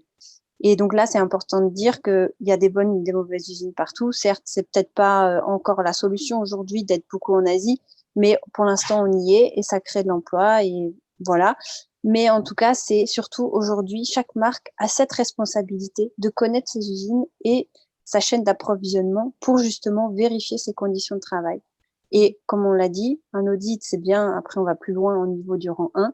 Et les dérives, elles sont surtout sur le reste des chaînes d'approvisionnement et donc des sous-traitants, le fil, le tissage, le dyeing et après la matière première. Donc c'est vital que chaque marque s'implique sur la connaissance de sa chaîne d'approvisionnement. Est-ce que Voilà. Thomas, tu peux nous partager aussi ton expérience du Bangladesh justement, parce que tu y as été pendant quelques années? Oui, avec plaisir. Je trouve que Bruno et Romain ont bien résumé aussi les enjeux.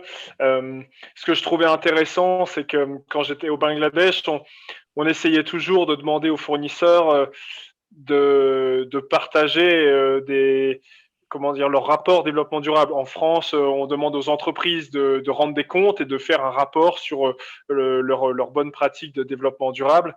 Et on s'est dit, l'idéal, ça serait que nos fournisseurs, aussi les usines au Bangladesh, tous les ans, puissent faire un rapport en disant, voilà, moi cette année, voilà les initiatives que j'ai prises pour mes fournisseurs, pour mes ouvriers.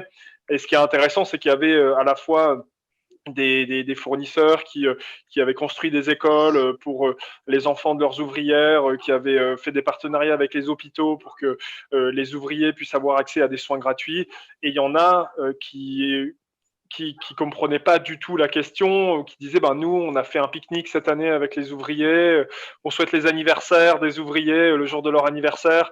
Et donc c'est intéressant parce que il y a vraiment des décalages de maturité entre ceux qui ont l'habitude, qui comprennent ce que nous on attend en tant qu'Européens, et d'autres qui ont peut-être moins l'habitude qu'on leur pose ce genre de questions. Et il y a des notions de RSE qui échappent complètement parce que il faut pas oublier que pour un fournisseur, il a quand même toujours une usine, elle a toujours deux choix. Soit elle va produire pour des marques étrangères, comme Etam, Stanley Stella, soit elle va produire pour son marché local.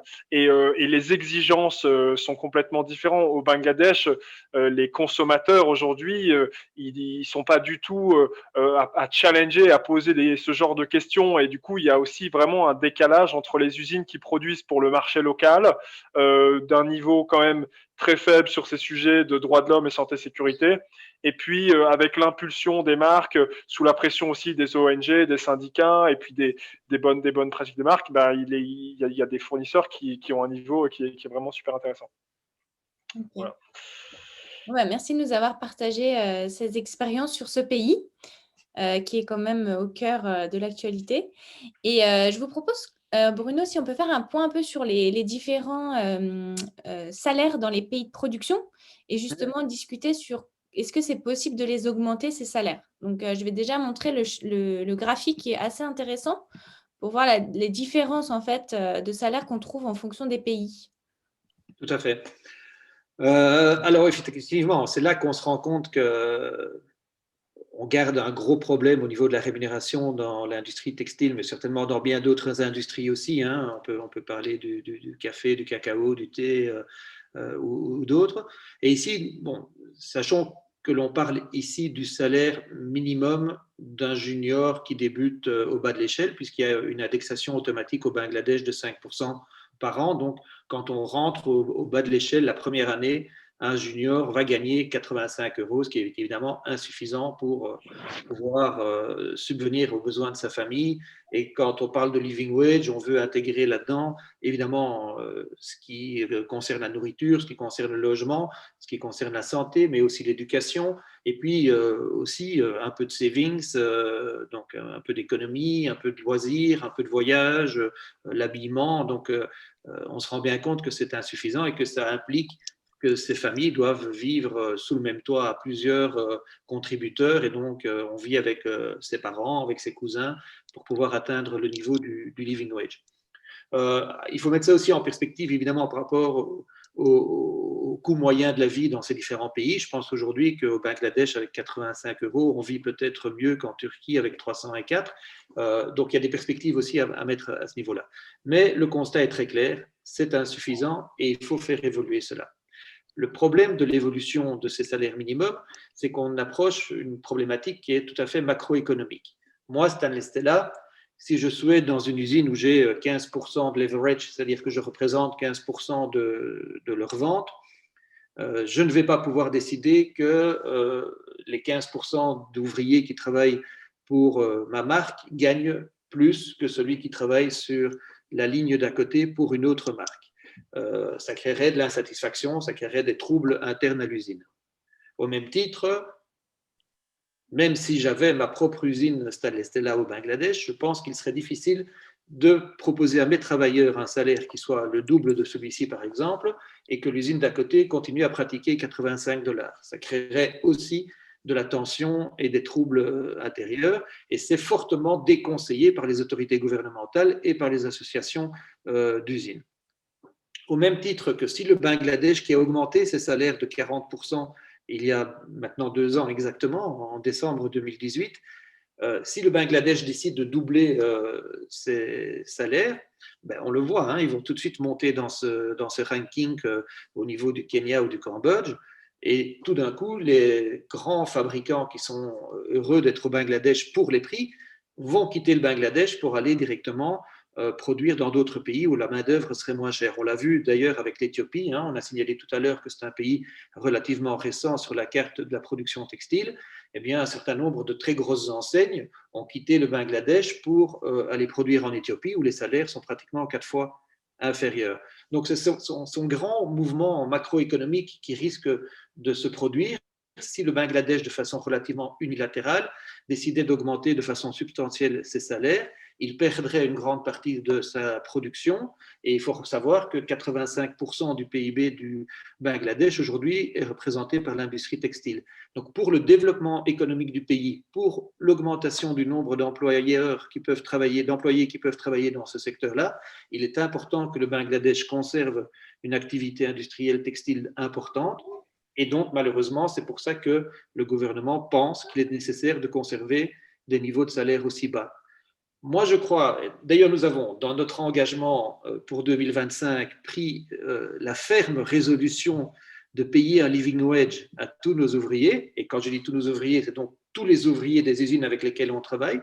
Donc, on est parti pour une mission, je dirais, de lobby auprès d'autres marques pour nous accompagner dans ce cheminement-là, de lobby auprès des instances politiques, gouvernementales, mondiales ou européennes, parce que je pense que la solution, évidemment, la plus simple serait qu'un jour, une autorité nationale supérieure décide de dire que nulle part dans le monde, il n'est possible qu'un ouvrier qui a un contrat d'emploi gagne moins de 250 $ par mois.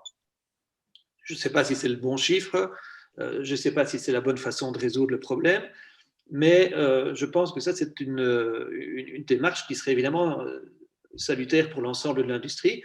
Il n'y aurait pas plus de problèmes de compétition aujourd'hui. Il n'y aurait pas quelqu'un qui pourrait arriver à vendre un t-shirt à 2,50 € dans une artère commerciale aujourd'hui si jamais il devait payer 250 $ l'ensemble des ouvriers qui travaillent sur sa chaîne de production et dans toute la chaîne de production, hein, parce qu'il y aurait quelque part un contrôle qui serait fait à toutes les étapes. C'est illusoire, c'est naïf, c'est peut-être un petit peu un rêve innocent, mais je pense que s'il n'y a pas de la volonté de marques comme Etam, comme d'autres, ou s'il n'y a pas des acteurs comme Ulula pour essayer d'exercer une pression positive sur les marques en disant les gars, vous ne pouvez pas continuer. On ne parle pas de positionnement stratégique, on ne parle pas de positionnement commercial, on ne parle pas, comme on le disait tout à l'heure, de faire de la pub autour de ça. On parle de conviction humaine, on parle de quelque part de se dire est-ce que c'est aujourd'hui acceptable que je porte des vêtements qui ont été faits par des gens qui gagnent 85 € par mois. Aujourd'hui, on n'est pas fier de ces salaires-là, mais on se dit qu'il est préférable de rester là pour pouvoir agir positivement sur le niveau des salaires, de choisir des usines qui apportent déjà aujourd'hui des compléments à travers des assurances santé, à travers des child care, medical care, mais aussi à travers les initiatives que nous prenons au niveau des grocery shops pour essayer d'apporter ce petit supplément, etc. Après, je pense que dans l'industrie textile, l'argent est là pour apporter des réponses et des solutions. Il y a plus de 120 milliards de vêtements qui sont vendus chaque année dans le monde, 120 milliards. On imagine ce qu'il serait possible de faire si chaque marque mettait 1 euro en plus sur le prix du vêtement. Quand vous achetez un t-shirt à 25 euros, c'est pas très grave de le payer 26. On récupère 150 milliards d'euros, 120 milliards d'euros. Il y a moyen de résoudre déjà beaucoup de problèmes dans l'industrie textile, et il y a peut-être moyen de résoudre pas mal de problèmes aussi au niveau des salaires des ouvriers qui sont aujourd'hui sans doute les oubliés de l'histoire. Oui. Merci pour ce partage. Et concrètement, il y a d'autres objectifs que vous avez pour le développement de la marque, pour avoir un impact dans ces pays, dans le développement de la marque Oui, la priorité aujourd'hui, parce que je pense qu'il faut quand même être raisonnable et se dire qu'il faut avancer par étapes. Donc, on a la première initiative qui vise ces grocery shops dans l'ensemble de nos usines et de renouveler évidemment le plus souvent possible ces actions avec nos paniers de biens, et qui évolue d'une fois à l'autre en fonction du retour d'expérience que l'on reçoit de la part des travailleurs, qui nous disent non, 15 kilos de riz c'est un peu trop parce que c'est un plus lourd à porter, on n'est pas véhiculé de façon très efficace pour transporter autant de kilos, donc on préférait 10 kilos de riz, mais alors mettez un peu plus de lentilles parce qu'on en a besoin pour une alimentation plus saine. Donc ça, on essaie de faire évoluer. Et deuxièmement, on a commencé à travailler sur un projet en Inde, parce que là aussi, on se dit que les fermiers qui travaillent de façon relativement artisanale ce coton biologique qui est tellement précieux pour nous, eh bien, je pense qu'il faut les accompagner aussi pour obtenir un meilleur niveau de vie, pour pouvoir mieux scolariser leurs enfants également. Et donc là, il y a un certain nombre de projets qui vont être mis en place à travers une fondation que l'on va créer au nom de Stanley Stella pour nous aider à développer tous ces projets-là. Il y aura une expertise réelle qui va nous être apportée pour pouvoir travailler avec des ONG locales ou avec des acteurs locaux pour pouvoir apporter ce supplément de bien-être que ces gens méritent vraiment pour avoir été véritablement les premiers maillons de cette chaîne d'approvisionnement si importante. Ok. Bon, bah super, merci. On arrive bientôt à la fin du talk show et donc pour conclure, il y avait une question quand même assez importante qu'on peut aborder ensemble. C'est la cause en fait de l'absence de régulation à l'international dans l'industrie textile. Que peut-on mettre en place pour que ça change? Quel est votre point de vue? Thomas, est-ce que tu peux nous partager? Oui. Alors non, mais c'est vrai, c'est une bonne question, et il y a quelque chose quand même qui est important, c'est de savoir que l'Union européenne, avec un système de taxes douanières, incite les entreprises à aller dans certains pays pour accompagner à leur développement. C'est notamment le cas au Bangladesh, il y a d'autres pays.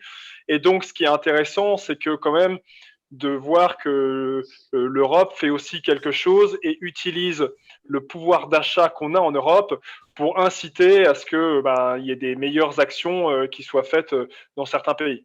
Après, moi, je suis plutôt du genre à pas trop me baser uniquement sur attendre que la réglementation arrive. Je pense que c'est bien, comme l'a dit Bruno, c'est l'idéal, mais à mon avis, on doit avancer avec un secteur privé proactif, et à mon avis, c'est ce qui va faire le plus de changements. Je pense que le premier point, c'est, je reviens peut-être dessus, mais il faut partir du point de vue local des gens et de savoir si aujourd'hui on fait l'exercice avec toutes les personnes qui nous écoutent, de demander pour vous qu'est-ce qu'il faudrait faire pour que les ouvriers soient plus heureux, tout le monde dirait quelque chose de différent.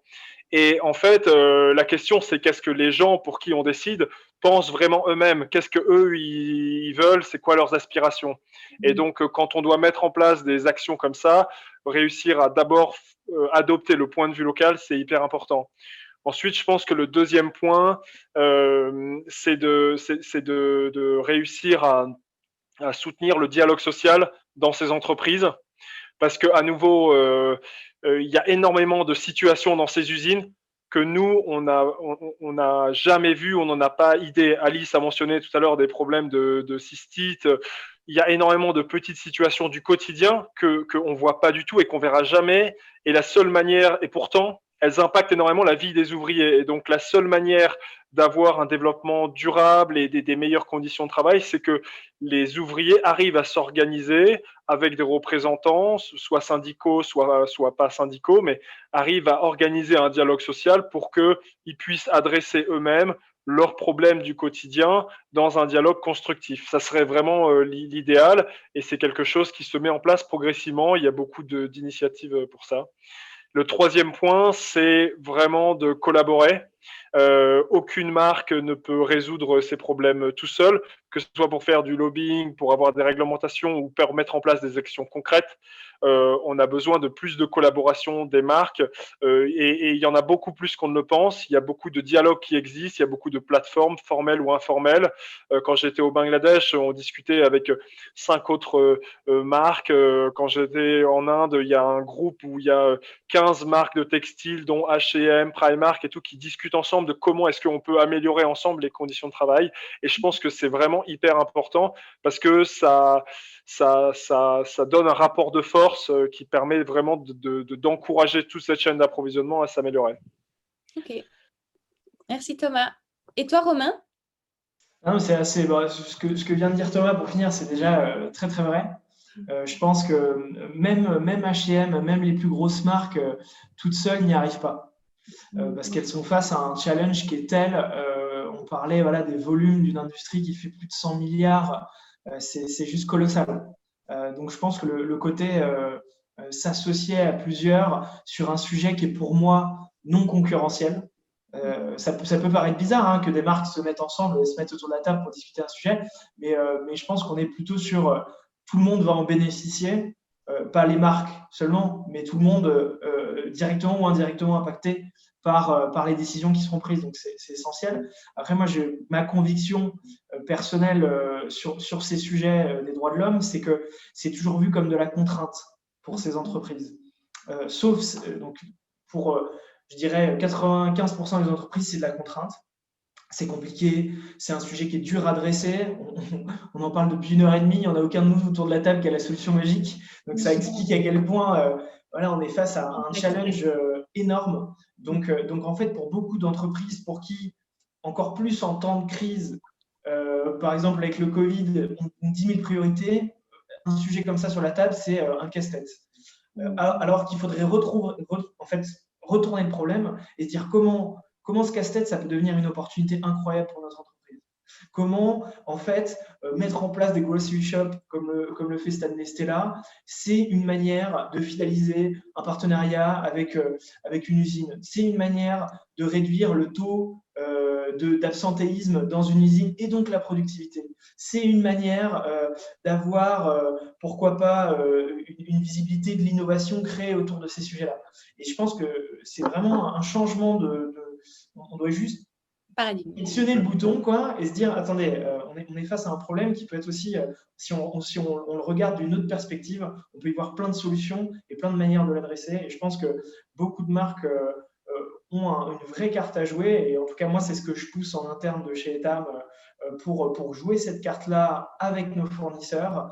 Et en fait, on se rend compte que quand on y met de l'énergie de manière positive et des bonnes ondes positives, on bouge des montagnes. Et que les problèmes actuels, au final, des fois, on a l'impression que c'est des murs. Et en fait, on se rend compte que tous ensemble, on arrive à faire des trucs incroyables.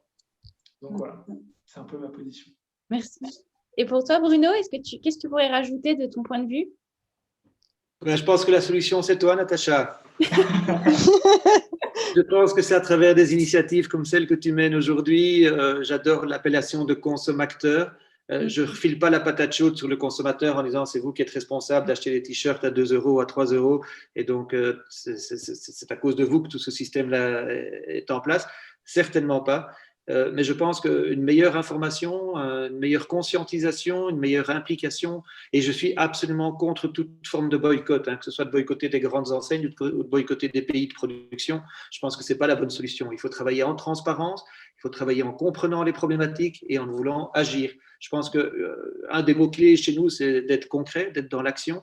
Et je pense que les démarches citoyennes aujourd'hui, qui sont légion, il y a beaucoup d'initiatives, beaucoup de plateformes, beaucoup de blogs, beaucoup de pages Facebook, beaucoup de groupes qui essaye de faire bouger les choses. Et je pense que c'est tellement important que le consommateur, que le citoyen finalement soit derrière. On a vu la petite Greta, ce qu'elle a réussi à faire bouger sur la planète et sur l'environnement. Je pense qu'au niveau de toute forme d'industrie, parce qu'on stigmatise un peu le textile aujourd'hui, mais il faut vraiment voir ça à plus grande échelle aussi. Je pense qu'il y a vraiment une prise de conscience qui doit être faite auprès de tout le monde en disant achetons responsable, consommons responsable. Alors ça peut passer par du local effectivement, ça peut passer par du bio, ça peut passer par des procédés beaucoup plus respectueux de la nature, de l'environnement, etc. Mais je pense que l'information que vous apportez à tous ceux qui nous ont écoutés aujourd'hui, ça fait partie du processus de changement et ça fait partie du processus dans lequel on est fier d'être engagé. Et qui nous écouteront aussi en replay. Très bien. Voilà. Et Alice, toi, est-ce que tu as envie d'ajouter quelque chose ? Oui, déjà, je voulais remercier vraiment vous trois et Natacha parce que c'est plein d'informations et j'espère que ça va permettre aux consommateurs de comprendre en fait pourquoi c'est pas si facile aujourd'hui et que c'est hyper complexe. Mais j'espère aussi qu'ils ont compris ce que c'était un peu que le sourcing, qu'une chaîne d'approvisionnement, qu'une traçabilité, qu'est-ce que c'est qu'un audit, pour aussi interroger les marques parce que aujourd'hui il faut faire ça pour pouvoir permettre et impliquer les marques, il faut leur poser des questions. Et donc, quand on me demande est-ce que cette marque elle est responsable, est-ce que cette marque est bien, eh bien, c'est aussi de les interroger en leur demandant où en êtes-vous dans la traçabilité de votre chaîne d'approvisionnement. Connaissez-vous vos usines, mais est-ce que vous connaissez l'après, les matières premières et donc interrogez-les sur les chaînes d'approvisionnement et les outils qu'elles mettent en place pour vérifier ces chaînes d'approvisionnement. Est-ce qu'il y a, oui, des systèmes de plainte, des hotlines, est-ce que les audits sont faits par une tierce personne? Est-ce qu'elles sont faites par les marques? Pour que les marques puissent se responsabiliser. Puisqu'en effet, la loi du devoir de vigilance, elle est là pour dire vous êtes responsable des produits que vous sortez, que vous créez. Et donc, cette responsabilité, elle est sur toutes les chaînes d'approvisionnement. Donc aujourd'hui, cette loi française, elle n'est pas vraiment testée et j'espère qu'elle le sera plus tard pour qu'on puisse arriver à faire bouger les choses. Donc, j'espère que c'est plus clair pour tout le monde, pour que vous puissiez comprendre les enjeux, les impacts. Et merci à vous d'avoir expliqué les solutions que vous essayez de mettre en place. Et j'espère qu'une solidarité entre les marques et entre les dirigeants après puisse se mettre en place pour qu'on puisse enfin faire bouger les choses globalement. Ok. Écoutez, ceux qui nous suivent, si vous avez des questions, vous avez un un espace maintenant. Voilà, et sinon, en attendant qu'il y ait des questions, si vous voulez encore dire un petit mot pour conclure chacun, avant qu'on quitte le live. Comme le disait Bruno, de s'informer et d'acheter responsable, juste faire un clin d'œil à l'application Clear Fashion avec laquelle on travaille pour essayer de faire en sorte que les consommateurs puissent avoir accès facilement par téléphone des informations sur les marques, sur leurs pratiques sociales, environnementales. Ils prennent en compte aussi le bien-être animal. Et donc, voilà, il y a encore des choses qui peuvent être perfectibles sur qu'est-ce qu'on prend en compte, etc. On voit que c'est très compliqué, mais en tout cas, je veux saluer l'initiative qui va dans le bon sens, dans le sens de réussir à apporter de la transparence sur ces sujets et d'aider aux entreprises à valoriser, aux marques à valoriser ce qu'elles font de bien sur ces sujets. Donc moi, j'y vois vraiment quelque chose de vertueux plutôt que de la sanction. Et je pense que ça joue sur pas mal de points pour encourager à aller vers une mode plus responsable. Donc voilà, il y a aussi d'autres initiatives comme ça, un peu de Yuka de la mode, mais je pense que ça va dans le bon sens. Merci Thomas. Et pour toi, Romain, pour conclure? Non, mais c'est des belles choses, là. Vous me mettez un peu de pression, là. Il faut que je finisse. Non, je pense que tout ce que vous venez de dire en termes en tout cas de choses positives, moi, je terminerai sur une note très simple. Aujourd'hui, notre problématique, c'est les volumes dans la mode. Donc, et c'est surtout quand j'achète quelque chose, il faut qu'il me plaise à 200%. Parce qu'un vêtement qui va me plaire à 200%, je vais le garder le plus longtemps possible. Et donc, je pense que chaque achat qu'on doit faire en tant qu'individu, il doit être le plus réfléchi possible, le plus maturé possible, pour qu'au final, ce produit-là, on puisse le garder Alors évidemment, il faut l'acheter sur une marque qui fait de la qualité et qui fait les choses bien comme on essaie de le faire. Et en mettant ces ingrédients-là, je pense que globalement, on aura déjà réglé une grosse partie du problème. Voilà. Ok. Et toi, Bruno? Moi, je pense que de nouveau, pour rester dans la logique de l'éducation du consommateur, je pense qu'il est important d'avoir un peu de concertation au niveau européen, éventuellement sur les labels et sur les fameux audits et certifications dont on a parlé. Je pense qu'aujourd'hui, il y en a beaucoup trop. Que c'est très confusant pour le consommateur de savoir ce que signifie GOTS, Ecotex, BSCI, ETI et j'en passe. Donc, je pense qu'il y a le point vert qui se développe maintenant en Allemagne, il y a le Triman logo en France pour la collecte sélective, etc. Il y a trop d'initiatives quelque part qui sont toutes louables et toutes évidemment très, très positives. Je pense qu'un peu de concertation permettrait de gagner en efficacité, en clarté pour le consommateur et que le choix du consommateur sera beaucoup plus efficace et rendu possible et responsable par une lisibilité beaucoup plus grande de la responsabilité de chacune des marques. Aujourd'hui, personne ne sait, sans faire appel à des plateformes extérieures, si la marque a véritablement une démarche responsable dans sa supply chain. Donc, un peu de clarté, un peu de lisibilité. On est de nouveau dans la transparence, en fait. Voilà, c'est le mot de la fin. Alors, la transparence. Donc, on n'a pas eu de questions, donc c'est que c'était très clair. Donc, merci beaucoup en tout cas pour vos partages qui ont été éclairants et qui ont permis aussi de partager du concret, de terrain et pas de rester dans la théorie. Donc, merci beaucoup à chacun d'entre vous. Donc, c'était le dernier épisode de l'année. On vous revient en 2021. Et donc, pour ceux qui n'ont pas encore le guide, vous pouvez le retrouver sur le site modeécoresponsable.com. Il est disponible à la FNAC et sur le site de Place des Libraires. Et vous retrouverez notamment la contribution de Thomas, donc voilà, qui nous partage son expérience aussi. Et le replay sera disponible sur la chaîne YouTube Poesia Channel. Donc, merci à tous. Passez à tous de bonnes fêtes de fin d'année. Et on se retrouve donc à la rentrée. Et je vous souhaite une bonne soirée à tous. Merci. Merci Au beaucoup. revoir. Au À revoir. bientôt. À bientôt.